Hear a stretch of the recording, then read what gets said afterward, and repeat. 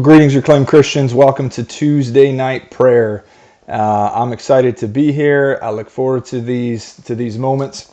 And tonight we have Mr. Scott Kearns calling in on the Skype line from Wallingford, Connecticut.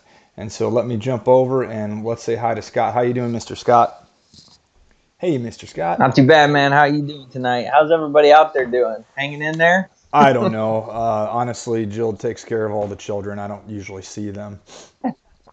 No, everyone's good. It's everyone's getting ready for bedtime over here. How about at your house? Well, actually, they went out for the evening. I stayed here, and so we won't be hearing the random screams that are usually going on, and the speed runs that are going throughout the room the entire Yeah. time. Even though there's three of them now, so it seems to not get quiet at any point in time. But it's just me, so Yeah, bedtimes are gotta be different now clean because here. Scott, if you don't know, Scott just had another baby. And I'm not going to tell your news. You tell your news, Scott. Tell us about your new addition. Well, it's becoming a routine at this point. Every few years, I guess I just go through the whole process of having another kid. And so this time around, we had a little bit bigger one, 9-pounder, and third little girl. Her name's Lila. So Eden, Isley, and Lila. And I've said this to everybody, and I truly mean this. I think that those two older girls have held the baby more than I have. Yeah. Just at this point, they just love her to pieces. They should sell insurance for young couples as they're having children, because if you have three girls, that's three weddings. That's I don't know how Oh, much a buddy. wedding costs for little girls. I know how much my wedding costs, but that's quite a bit of money there. It is. That'll eat It into your is. retirement. Yeah, you got to get a college fund set up and a wedding fund set Yeah, up. And so I was thinking that maybe if I could have a boy, that he could run those investments and then it kind of pays for there you go. itself. I don't know. Cool. So, in other news, you've been in other Kearns news, I should say. You started a garden. How's that going for you? Yeah. Yeah. Well, I've been told by a couple sources that you need to get it in by Mother's Day, and it should be planted this week. But I've been putting in a lot of blood and sweat, no tears. Everything's been fine. Into actually, I'm looking at it right now. I'm looking past the camera at it right now. I put the fence up, and I built some raised boxes this year, and we getting ready to plant at the end of the week. And what kind of harvest we're gonna get, I don't know, but hey, you know where the first fruits are going, There you go. Right to my house. Exactly. right? Tomatoes, especially. Yeah. Rosie, if you don't know Rosie, she attends our church as well. She's my neighbor. Last year, she brought me some tomatoes from her garden, and they were just spectacular. There's something about a Oh man. tomato from a garden. I don't know why tomatoes grown in your backyard are better than anything you can buy at the store, but that's one of those things that It, it's actually like candy. oh, It's they're actually like awesome. candy. I could take handfuls of tomatoes, slice them up, a little bit of salt, and that's my whole dinner. Just anyway. Absolutely. Okay, well, we're not here to talk about tomatoes. We are here to you've prepared something. You've been studying and meditating on 2 Corinthians chapter 8 verses 1 through 5. And so That's right. Scott here is going to walk us through. He's going to read that text. He's going to speak to us about it a little bit. And he's selected some things in that text to pray through. So he's going to lead us in prayer. Scott, I'm going to hand it over to you. And here we go. Okay. All right. Well, like I said before, I hope you folks are all doing well out there. This sort of time of life can, it's hard sometimes to focus in on good things when it seems like there's so many things around us that could be construed as bad. And so the Word of God is something that we can always fall back on. We can always go back to find a good message, even in the nonsense inside of the chaos. And so one of the things as I was researching that came up, and I thought I was thinking about sacrifices, and I was thinking about hard times, and what were some of the reactions of other people during this. He was actually bringing up a scenario from the folks over in Macedonia, and those churches there, I believe, like Philippi and Ephesians, and the Thessalonians over there, and what they were doing And he was incredibly encouraged by their response as to what was going on in their lives. So let me read through this passage one time, just 5 verses, and then I want to go through it line by line and talk about each piece in depth. So here we go. 2 Corinthians chapter 8, verses 1 through 5. We want you to know, brothers, about the grace of God that has been given among the churches of Macedonia. For in a severe test of affliction, their abundance of joy and their extreme poverty have overflowed in a wealth of generosity on their part. For they gave according to their means, as I can testify, and beyond their means, of their own accord, begging us earnestly for the favor of taking part in the relief of the saints. And this, not as we expected, but they gave themselves first to the Lord, and then by the will of God to us. So when you see that passage from a bird's eye view, it just looks like they took part in giving to the saints, whatever that means. They gave of what they had to give to them.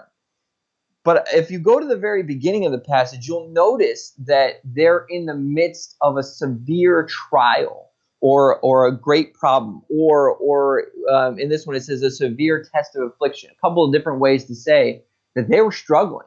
They had some affliction from the Romans. The Romans had taken away most of their wealth, and so they were living in extreme poverty.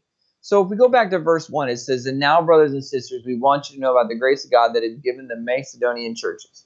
So this is just like I would say to my family back in Missouri, well, I want to tell you what's going on in the Connecticut church, and hopefully it encourages you. Verse 2 says, "In the midst of a very severe trial, their overflowing joy and their extreme poverty welled up in rich generosity." That's quite the sentence. So let's take the first part. In the midst of a very severe trial. The churches of Macedonia suffered under the Romans, like I said before, and their wealth was gone. And so if we kind of tie that into what's going on with us today, there's a little bit of a parallel. People are being very squeezed right now. A lot of people have lost their jobs. A lot of people have had their income lowered, or more expenses, or there's a lot of different things that have really given us our own sort of severe trial. For some people, more so than others. Whether it be monetarily or physically, we've all been affected in some way. And so they're in the midst of their very severe trial. But they're overpressed. How do Christians have joy right now? There's so many bad things going on. The book of James tells us to be joyful when we face trials. Philippians tells us not to be anxious. To live is Christ and to die is gain. We have nothing to lose on this earth. So every day and every breath is a reason to have joy. But something very interesting in this particular case is that Paul is saying that their joy didn't necessarily stem from those things, but their joy was stemming from their generosity. They were receiving joy by giving sacrificially, and we'll touch on that in just a second. And so they welled up in rich generosity. Now, Paul goes on to say, "For I testify that they gave as much as they were able." So Paul's actually taking it upon himself to get on the witness stand and say, I actually saw that they were doing this. This is not just somebody told me that they were going and they were giving sacrificially and out of the generosity of their hearts. He's saying, no. I know this to be a fact as he's writing this. And not only were they giving what they were able, they even gave beyond their ability, entirely on their own. So that's a very, very specific and important phrase to be a part of there. Not only did they give beyond their ability, but they did it entirely on their own, of their own accord. They wanted to do this. Sometimes it feels like we go to, a church service on a Sunday morning, and it seems like, I'm not saying this is all churches or our church or it's every church or whatever it is, but sometimes it feels like they're saying, yeah, come on, just give to us. And whether that's the right or the wrong answer, giving is definitely a part of what God wants us to do. Sometimes it feels like they're just encouraging us to do it. But he's saying one of the important things is that they did this because they wanted to. They had such a grand desire to give that they gave not only as much as they could, but even beyond that. This is the way they follow their true hearts of generosity. And so the fourth sentence, it actually kind of makes me chuckle a little bit when I read it, because it says, they urgently pleaded with us for the privilege of sharing in this service to the Lord's people. They're saying, will you please let us give you these things? Saying, can I please help you? Can I please give some of my stuff to you? Can I give more than I usually should be able to you? I'm so blessed to have an opportunity to help. I have got to be a part of it. You see the minds of these people right now? So let me pause for a second, kind of reflect on the current nature of our communities, our state, our country, our world, whatever you want to call it. Economies are wavering. Businesses are closing. Jobs are being lost. The news seems to only report one thing, and that seems to be bad news. And you could say that in a way we are in the midst of a severe trial. However, we are still here. We might be a little bit hungrier than usual. We might have a little less money than usual. We might not have the same freedoms we used to, but we still have the opportunity to share in the service to the Lord's people. So what if we came through this with a sort of renewed mind? When you start to take all the pieces in the world that make everything cloudy and keep us busy and make it hard to focus, when all of those things are sort of pushed away, what's left when you're still there? What's left when it's just you and Christ? You have such an opportunity now to focus in and see what it means to be generous, or what it means to love, or what it means to XYZ, fill in the blank. And I hope that you'll take that time to listen. What if we took this time to fight for the opportunity to serve other Christians? What if we were happier giving things rather than having things? If we gave sacrificially, would we not find joy? The Macedonians did. The Lord has written the laws of life. And may I submit to you today that I believe in his laws. I believe that he's put in a deep desire, even though it might not feel like it right away, but within that human nature to give. And when that desire is developed, it produces joy. So what if you give sacrificially? What kind of joy would you experience then? So let's continue. On to verse number 5. And then they exceeded our expectations. They gave themselves first of all to the Lord, and then by the will of God to us also. So do you see what's happening here? They gave to the Lord. That's number one. They give to him. And despite giving to God, they were also able to give to others. The Lord tells us that when we give abundantly, we're going to receive abundantly. But I find an interesting phenomenon begins to happen. Once we start to have those physical things that we desire so greatly, we begin to care less and less about those physical things than we do about the spiritual and emotional things in life. We care more of seeing emotional and spiritual abundance than we do physical abundances. We care more about seeing others prosper than ourselves. We care more about seeing joy in others than joy in ourselves. We care more about others being nourished than nourishing ourselves. The more you give, the more you want to give more. It becomes cyclical. We receive prosperity from generosity. We receive joy from bringing joy. We become nourished when we nourish others. This is God's law, not man's law, and it's so powerful. The world will look at us and think we're crazy, but yet it's an infectious crazy, isn't it? So I want to sum this up with a couple of different items that I'd like to pray over. That's pulled right out of these verses. I think they show a really, really wonderful example of sacrificial giving. They were living in extreme poverty. Lots of them did not even have their homes anymore. And so whatever they scraped by on, they ended up giving most of it away. That's hard to do. That's really hard to do. And so when you think about what it means for you to give sacrificially, that's one of the things I want to pray about today. And so let's start here at the top. The first thing I want to pray about is the severe trial that they were going through. So for you, it might be a worse trial than those around you. It might be less.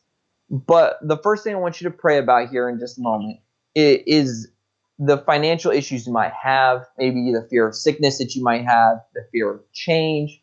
Whatever that trial is for you, I'd like you to pray about that right now.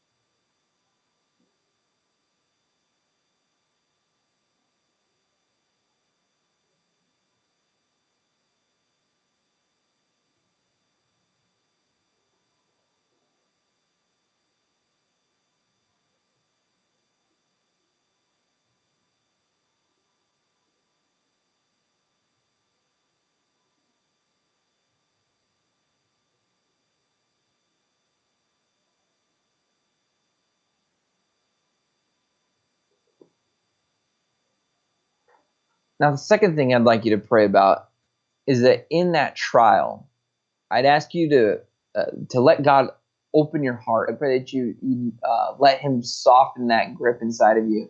Or if it's easy for you, then I pray that God would cultivate that inside of you right now.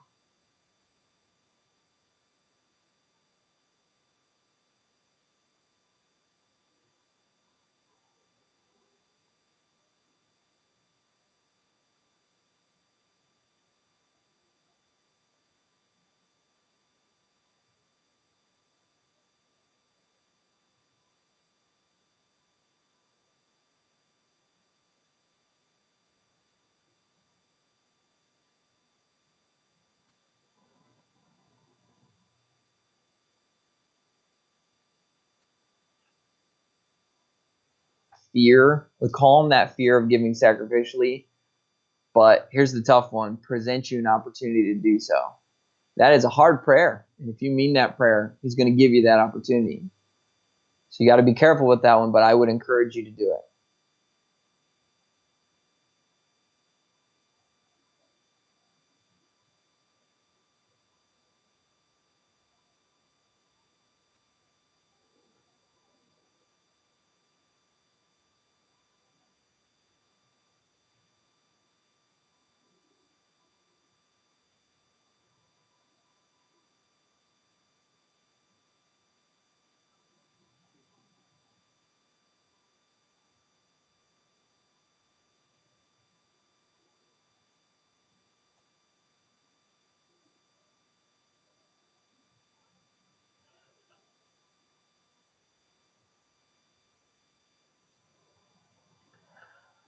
So those are a couple of wonderful things I think that we can take home and meditate on. I'd like to leave you with just a couple of challenging thoughts.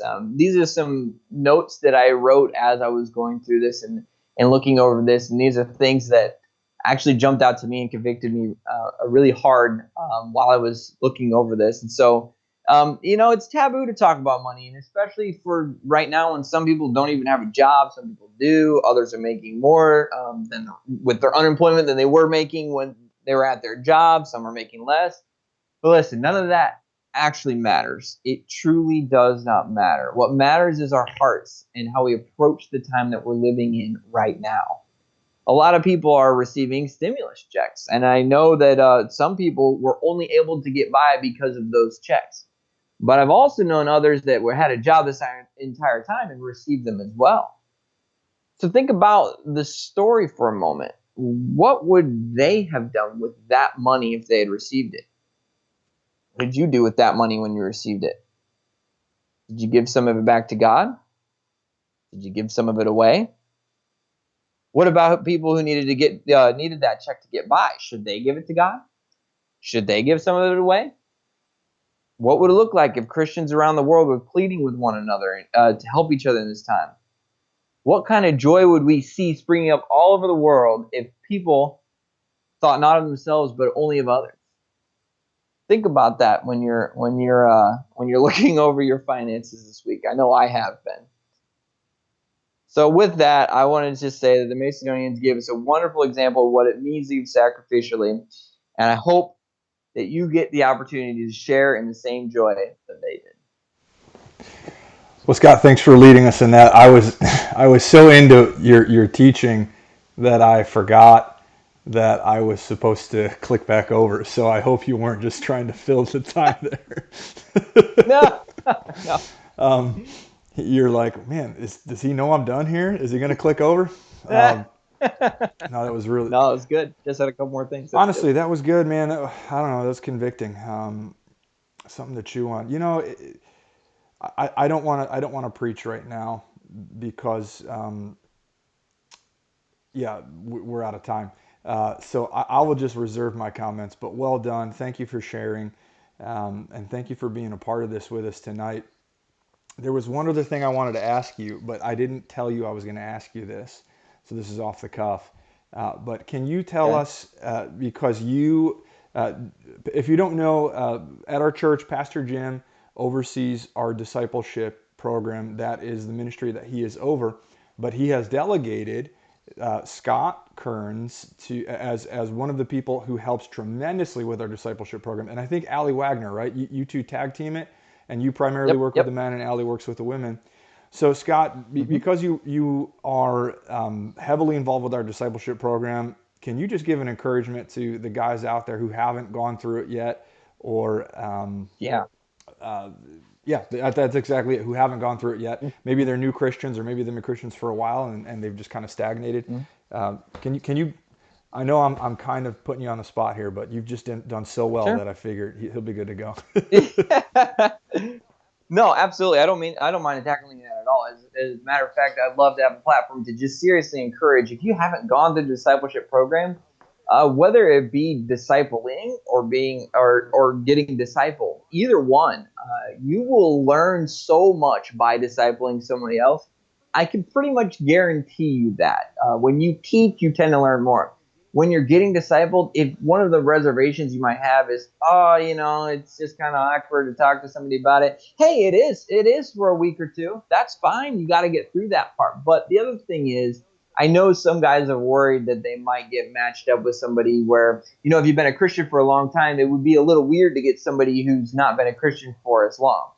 We go through a process to sort of see, where are you at and how do you feel. And so that sort of discomfort will not, won't even be presented in most of our relationships when we have them. And so I would absolutely encourage you to get in there.